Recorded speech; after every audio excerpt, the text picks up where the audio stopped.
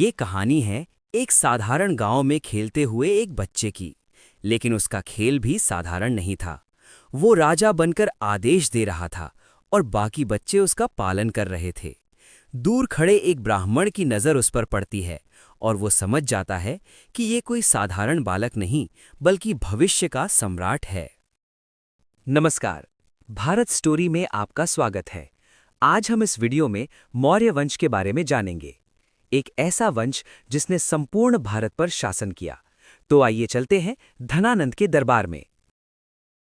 मुद्रा राक्षस के अनुसार मगध की राजसभा में एक ब्राह्मण का अपमान होता है।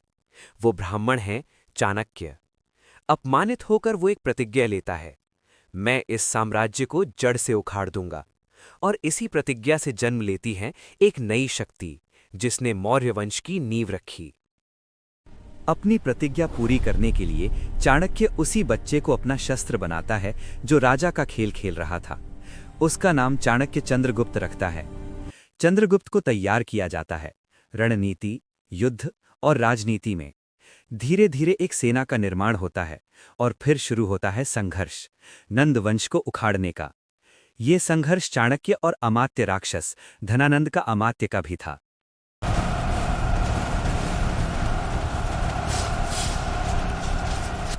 Chandragupta Maurya forged a mighty empire, from winning key states to capturing formidable forts. अंततः नंद वंश का अंत होता है और जन्म होता है मौर्य साम्राज्य का। चंद्रगुप्त को मगध का सम्राट बनाया जाता है। इस प्रकार चाणक्य की प्रतिज्ञा पूर्ण होती है।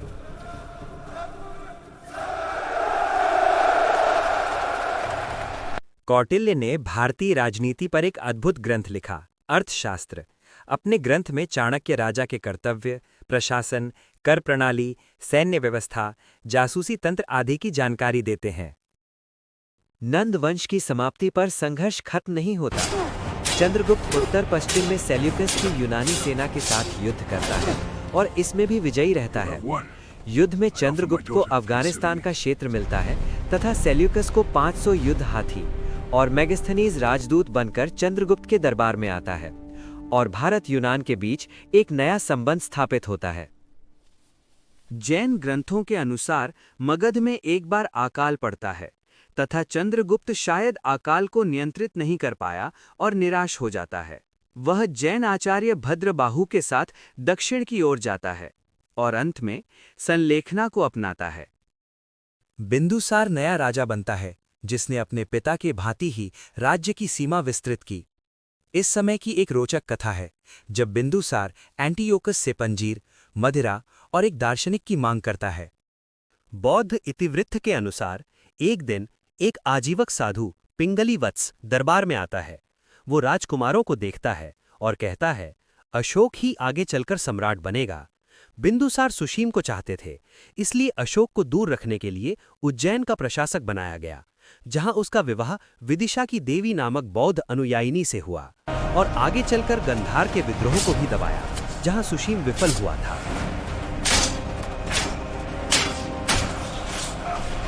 बिंदुसार के प्रधानमंत्री राधागुप्त चाहते थे कि अशोक बिंदुसार की मृत्यु के बाद सम्राट बने।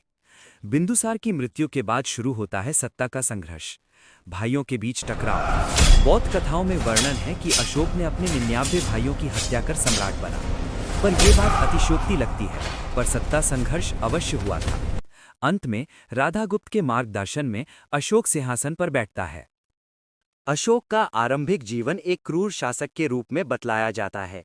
उसे चंड अशोक कहा जाता था। उसने आरंभिक काल में हिंसा का सहारा ले साम्राज्य का विस्तार किया। इसका एक उदाहरण हमें कलिंग युद्ध में मिलता है। कहा जाता है इस युद्ध में बहुत हिंसा हुई।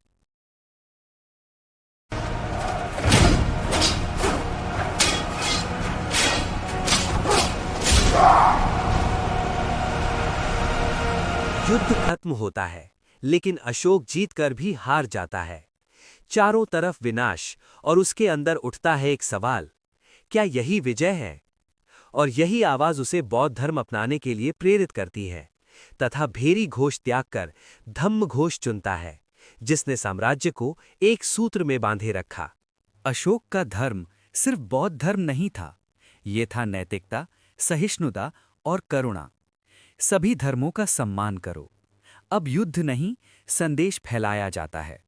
महेंद्र और संघमित्रा को श्रीलंका भेजा जाता है और पहली बार भारत का विचार विश्व तक पहुंचता है। पूरे साम्राज्य में बनते हैं स्तूप और खड़े होते हैं अशोक स्तंभ। ये सिर्फ पत्थर नहीं, ये एक विचार हैं। ये थी कहानी मौर्य वंश की, जो एक बालक के खेल से शुरू हुई, एक ऐसे सम्राट पर खत्म होती है जिसने युद्ध से नहीं, धर्म से दुनिया को जीता।